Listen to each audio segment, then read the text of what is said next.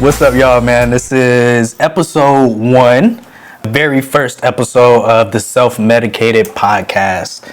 Welcome.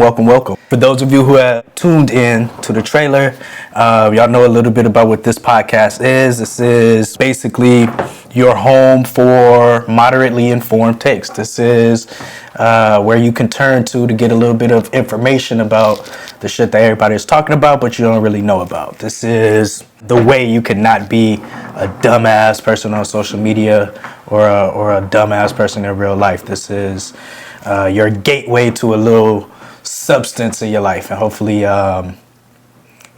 this podcast will help you do that. So I'm Troy Aleem, aka The Wayfarer. I am your host. I am joined by the crew, Justin and Ish, today. These are my producers, for lack of a better word. I'll figure out a title for y'all that is more sexy later on, but as of right now, that's what I got rocking with me. Yeah, man. So, one other thing. I want this podcast to come out on Mondays, right? So I want all of y'all to tune in early on Monday morning before you get into work, before you have any kind of contact with the outside world. Listen to this shit to prepare. This should get you on point. So yeah, let's get into it. What's first on the docket? I think I wanted to talk about some new music. Ish and I was listening to the Eminem album on the way over here, and we were talking about the song Godzilla, right, with Juice WRLD. And it's interesting. I heard a lot of criticism about this song, saying that it's too wordy, and really the album overall is too wordy.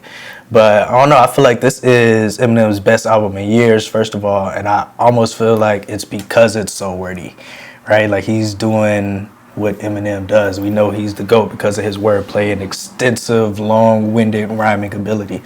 So I feel like for him to go back to that is kind of dope. And the wordy shit is kind of Eminem's signature anyway, right? Like, he was the first one to like, well, I wouldn't say the first one, but like that fast rapping into pop songs. I feel like Eminem was the first one doing that. Nobody was really doing that before him. So for him to go back to that, I think was super duper dope. I really enjoyed the album. I thought it was lit. That third verse on Godzilla is ridiculous. That's one of them shits that you like, even if you memorize every word, you'll never be able to say it. Like, the punches in there had to be crazy, first of all. But yeah, that's something else that I've always been interested in too, is like, now that I have some moderate experience listening to like how the song recording and like vocal recording process goes, I would love to see how like some of my favorite artists actually go about recording, right? So like, we know, for example, Eminem used hella punches in that third verse, but like, where did he build them in? How does he like jump back into the beat? I would love to see that. Somebody like Lil Wayne, who don't write, and you can tell everything he says is a freestyle, but like, how many times do he stop? How many times do he get caught up? Or does that happen? Mm-hmm. Right? I feel like that would be a dope ass show. Kind of, I think they do that. Tidal might do that in Bless the Booth, but like the behind the scenes version of Bless the Booth, like the process type version. I feel like that would be a cool ass show. I would love to see Eminem and Lil Wayne doing that. Who else would be interesting to see fucking up in the studio? Who else has like a very unique, complicated voice? I think Young Thug, but Young Thug don't care. He just will blur the words if it don't make sense. Right. You know what I mean? He'll just keep the melody. He don't care. I feel like he probably edits the least of music.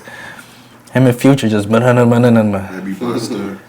Busta Rhymes. Yeah, when he does his fast shit. He's got to be punchy for sure.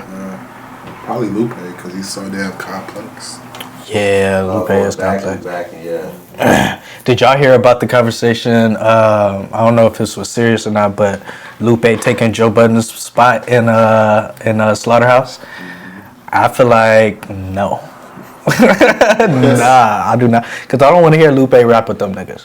I feel like they all can rap, but stylistically thinking about like the sounds that you want to hear. So another example, I was talking to my homeboy Stevie, and he was saying how he wishes that Lil Wayne did with the dedications what Tory Lanez did with Chick State 5, right? And remix them songs that he remixed, have the original artist do a new verse on them too, right? But then I was thinking about it, and like, I don't want to hear Lil Wayne rap with the Swag Surf niggas. I don't. I don't want to hear that.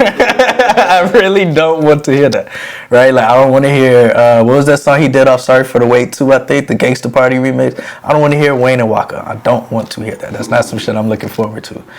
So, like, yeah, he could have left it. What was Buddy who did Ice Cream Paint Job? Duro? Yeah, and I don't, do you want to hear Lil Wayne and Duro? Absolutely. I don't. Fuck that.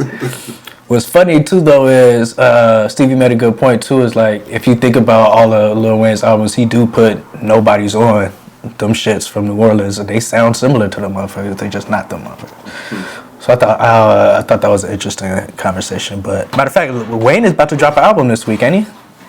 Yeah, The Funeral, right? I think it's called Funeral. Yeah.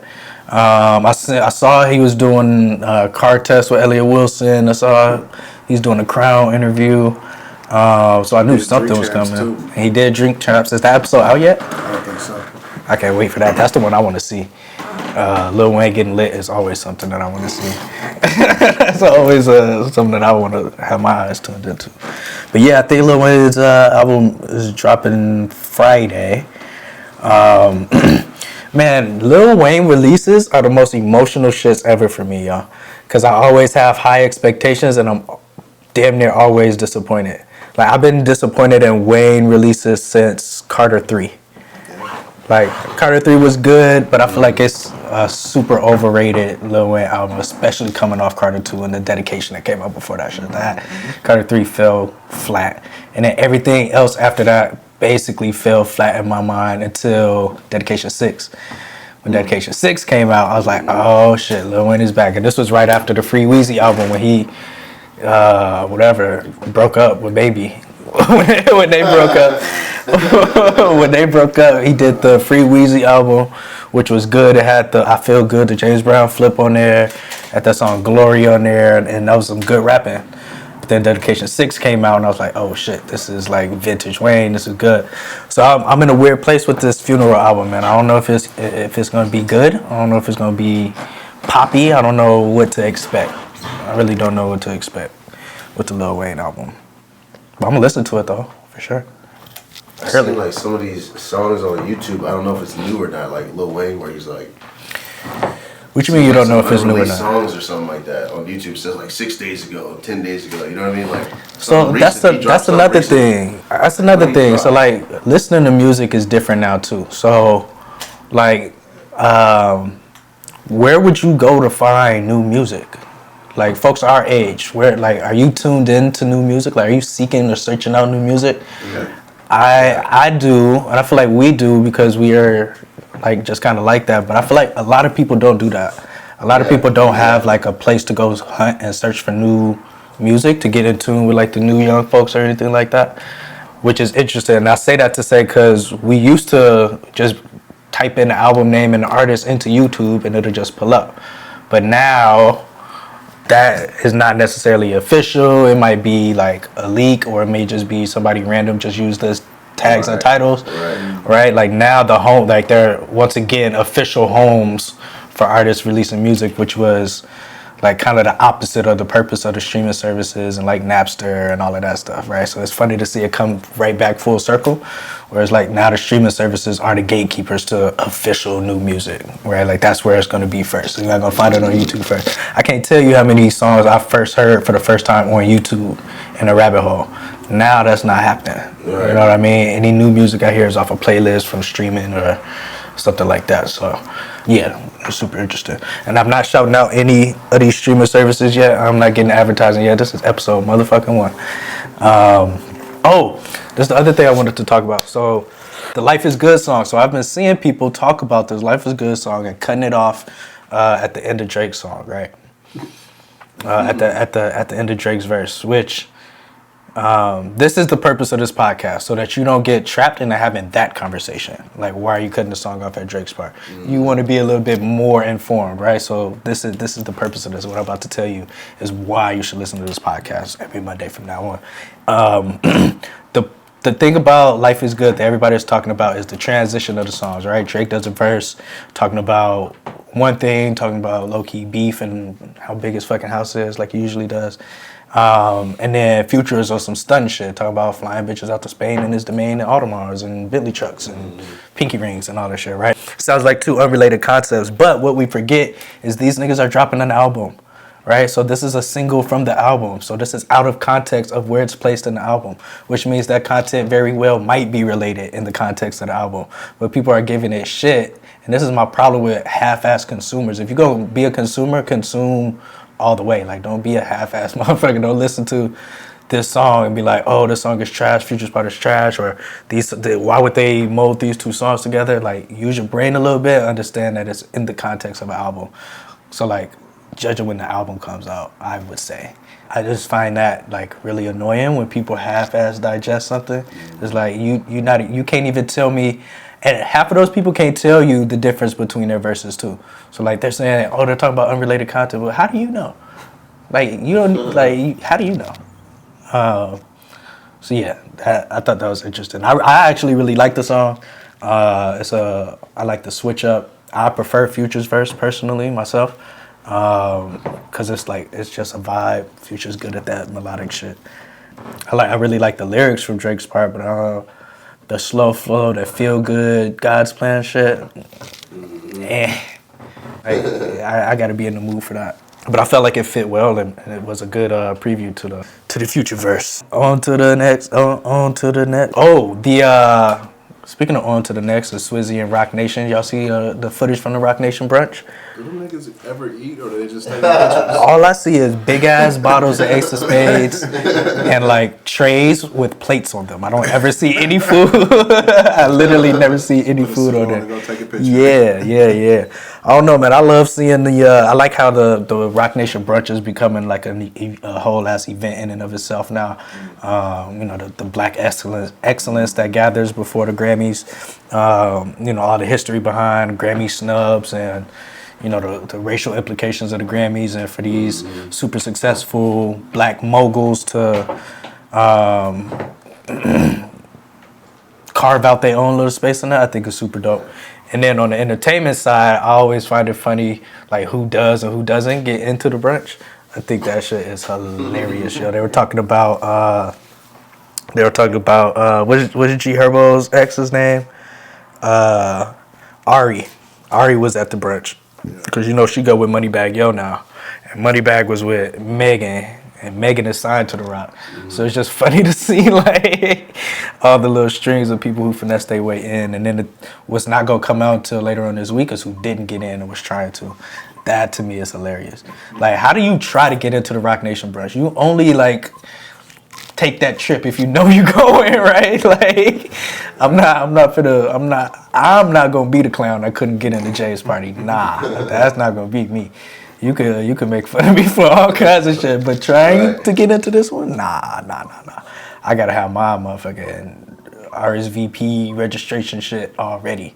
Like, you sure I'm here? Ain't gonna be no problems when I get to the door, right? My name is on the list. Show me my name on the list. I'm gonna be double confirming everything. But yeah, shout out to Jay. Shout out to Roc Nation. That shit is super duper dope to see.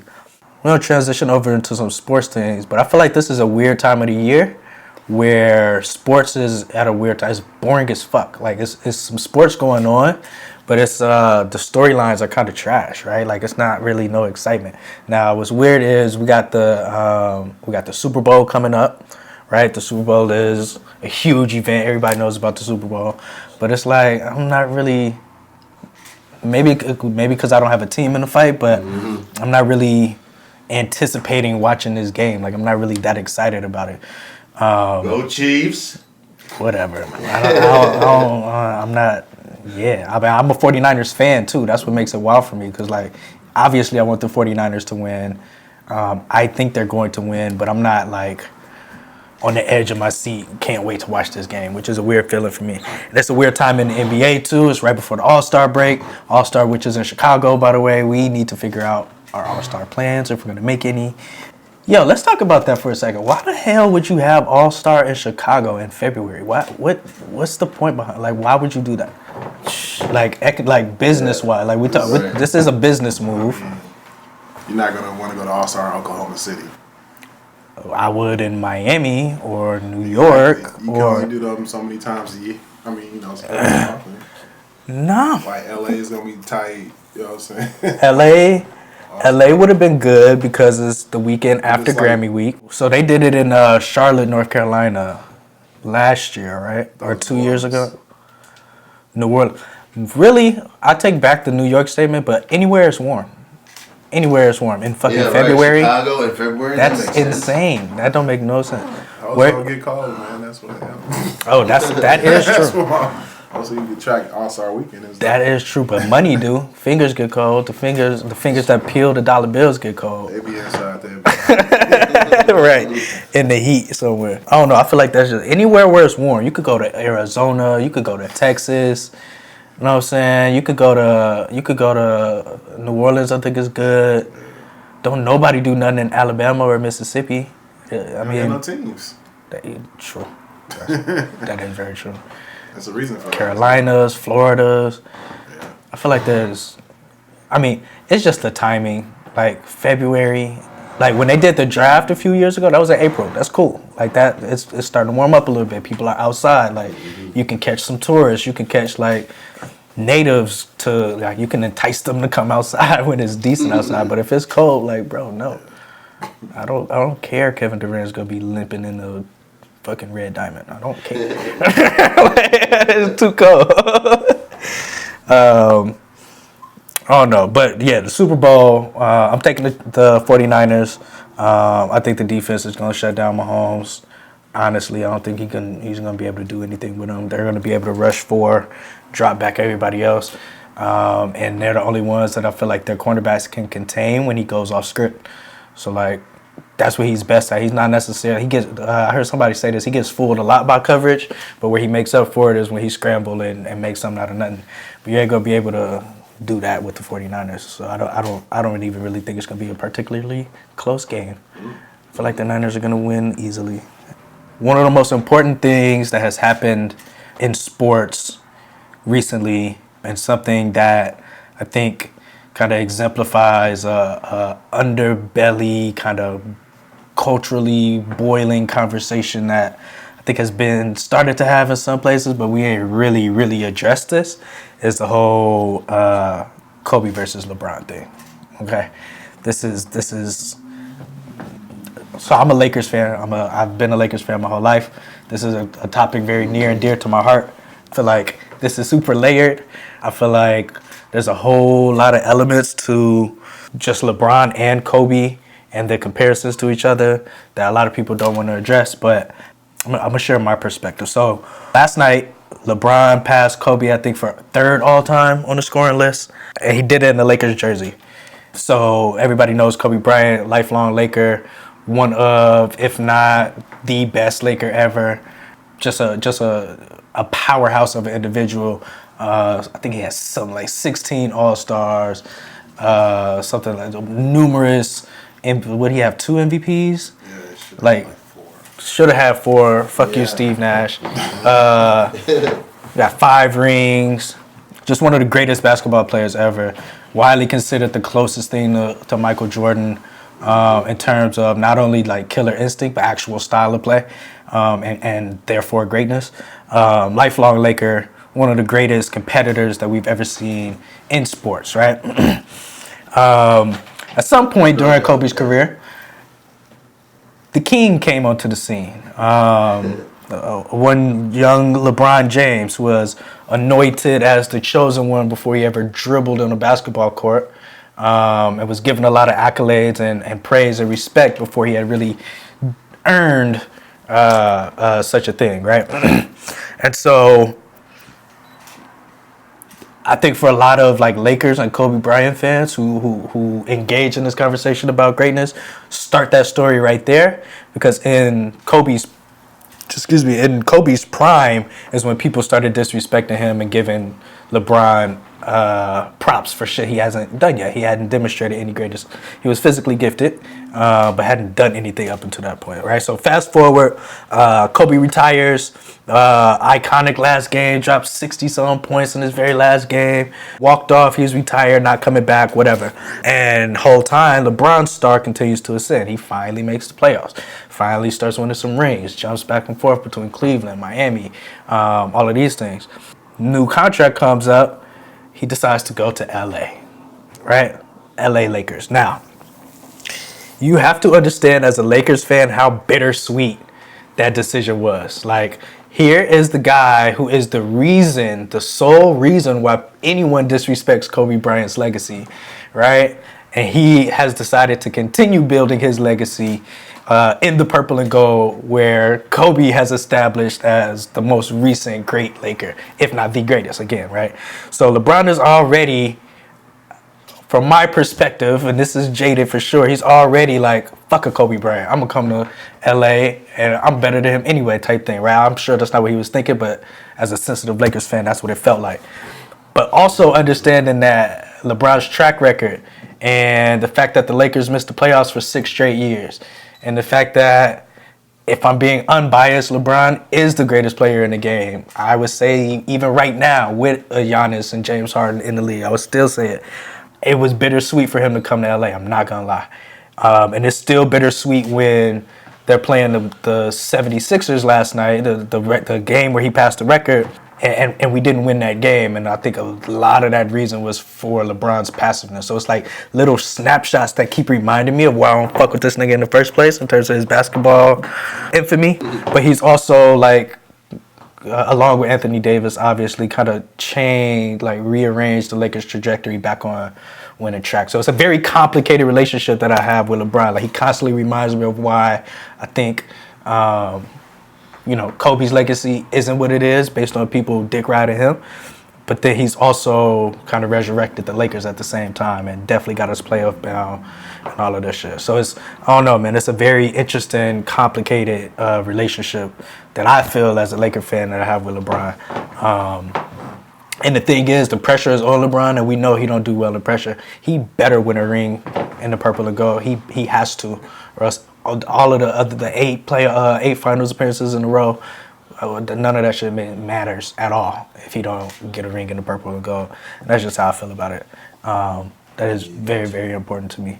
So like, shout out to LeBron. I think LeBron's a dope individual. I think that he's a personality that like sports and especially our culture needs. Like, he is very, very important in that aspect. But if we're just talking about basketball and legacies, fuck that nigga. Team Mamba, motherfucker. All right, cool. We are almost running out of time. We got a couple minutes left. I'm trying to figure out what I want to get into. If I want to do I want to save the relationship topics for later on, because this is episode 1, and ears that's going to be tuned into this ain't going to be tuned into later episodes, so I could get more vulnerable and honest, or should I just jump right into it? We also got Florida Man. How y'all feel? So you can touch on it a little bit, you know what I mean? All about the drama. So here's the thing. Let's see. How do I talk about this? Women be tripping. Yeah, bro. Women be tripping. And my thing, right? Right. No, for real. So my thing is, we all like, it is well documented, the kind of long-standing confusion by men of understanding women overall, but especially once they're in relationships, with like reading into things and trying to figure out how to navigate emotions, how to navigate conversations, decision makings, and processes, and all of that, right? So there's a long documented history of confusion. So I feel like this is something that we will be able to forever talk about. It's probably going to be a recurring segment on this podcast, because there's always some shit I need to talk about in terms of my eternal confusion. So let me ask y'all a question. If you're, let's say you decide that you want to fry some chicken, right? Right? Yeah, let's say. Hang with me. Yeah, we're gonna fry some chicken. So let's say human A. I'm gonna describe 2 human beings. Y'all tell me which one is the male or female. All right. Human A wakes up in the morning and decides, I want to fry some chicken. First of all, frying chicken in the morning, question your decision making right there. but it could work. I've had fried chicken in the morning. It's great. But person X decides to fry some chicken. So they defrost their chicken. They season it. They bread it. Right? They choose a wet batter. It's irrelevant, but they choose a wet batter. Go ahead and batter it all up. And yeah, that's where they're at. Now, human Z wakes up in the morning, says, I want to fry some chicken, and decides to check and see if there's oil, check and see if the kitchen is clean, checks and see if we have all of the seasonings, thinks about the side dishes, what else is going to be made with the chicken, before really starting to prepare to fry the chicken. Okay? Which human is male? Which human is female? In y'all's estimation? Obviously, it's the second one is the man. Yeah. Right. Yeah, it's pretty obvious, right? So that is what I'm dealing with in my life. My partner has decided to fry some chicken and don't know what's in the kitchen. And I'm in trouble for not turning the eye on and frying the chicken without evaluating what ingredient. I'm not in trouble, but like that's the conflict. And so I just think that's very interesting. And the weird thing is, and so this is where it gets complicated. So that in and of itself to me is enough, right? Like that's complicated. Who the fuck is gonna be able to figure that out? But you try, right? What really makes it, and this is what takes it over the charts, is when then now, because of different approaches to frying chicken, now ain't nobody gonna eat. Right? Now everybody gotta be hungry because we can't agree on how to fry the chicken. That's where the things start to get complicated. So yeah, that's like a bird's eye view with hella metaphors to like mask what the actual argument was about, but that at the end of the day is what it is. And I mean, there's nothing you can do about that. It kind of just is what it is. You gotta come back later, right? Like that's one of them. You gotta come back later in the day and see if you're still hungry. Shit, do you still want some of that chicken? Maybe you need to order from Popeyes. Maybe you don't need to cook it. You know what I'm saying? Like, yeah, that's the complicated thing. This is, I think, the first official segment that we're going to have as a part of this podcast. We're going to do today's Florida man. So y'all know Florida is kind of insane. There's always some crazy shit going on. So to end our podcast on Mondays on a light note, I am going to search today's date and Florida man and read y'all the stories that I see. So today is what, the 26th? 126, Florida man. Let's see what we come up with. The Florida man. Florida man finds World War II grenade and takes it to Taco Bell before calling the police. So apparently this guy, I guess, is one of those like dumpster diver dudes that goes to like junkyards and like tries to recover different shit. So apparently he was looking for some different metals at a junkyard. It looks like he found a sledgehammer, axe head, and a motherfucking grenade. So he was magnet fishing is what they call it. Magnet fishing. Y'all look that up. That sounds actually like a pretty cool hobby. But of course Florida gotta be extra and do some extra shit. He went to Taco Bell after he magnet fished a fucking grenade. Shut down the Taco Bell. They called in a bomb threat. But you know what, man? Them Gordita Crunches bang. So how much can we really blame him? All right, man. Yeah, that's it. That's a wrap. This has been episode 1 of the Self-Medicated Podcast. Just a friendly reminder to tune in every single Monday on all of your DSPs except for Tidal until I'm on Tidal. Check us out on Apple Podcasts, Google Podcasts, Spotify, Stitcher. I even did like a little task for Alexa. So if you say, Alexa, play the Self-Medicated Podcast anywhere in the world, it should pull it up. Let me know if that works. Let me know if it doesn't so I can fix that.